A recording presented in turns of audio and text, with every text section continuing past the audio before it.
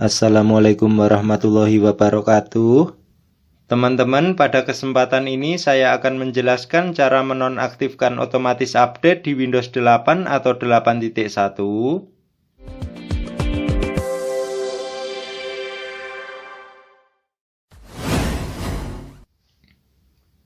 Caranya kita klik File Explore, kemudian This PC kita klik kanan, kemudian Properti.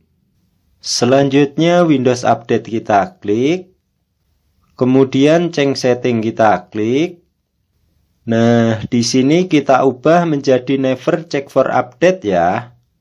Kemudian di sini checklistnya kita hilangkan semua ya teman-teman. Kemudian OK.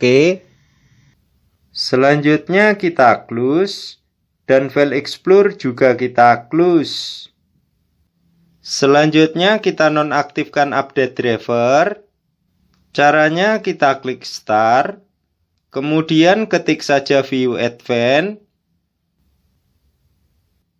kemudian View Advanced System Setting kita klik, kemudian tab Hardware kita klik, kemudian Device Installation Setting kita klik, kemudian kita pilih No ya teman-teman.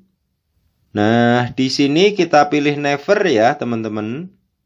Selanjutnya, apabila Automatic Get the Device app masih terchecklist, kita hilangkan checklistnya ya.